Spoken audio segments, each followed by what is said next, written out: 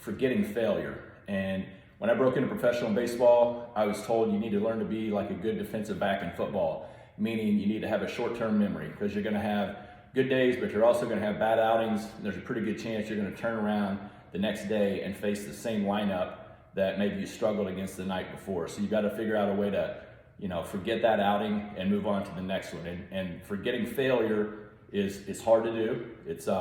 But it's something that's going to help players continue on this path and enjoy the game more if they can learn how to forget the bad outing, forget the strikeout, forget the error, forget the bad pitch, right? Maybe it's a whole series or a weekend, but being able to forget failure is a huge part of playing the game and playing it successfully and enjoying it. I was released 10 times in my career. I got sent down from the big leagues to AAA multiple times. So I had plenty of opportunity to feel sorry for myself and sulk. I always tried to find ways to use that as motivation to work a little bit harder, just in general, make myself a better player than what the organization had thought that released me. So as we go into this, I want you to, take time to go through the workbook, take time to go through the videos, and again, start trying to make this a part of your daily routine and part of who you are.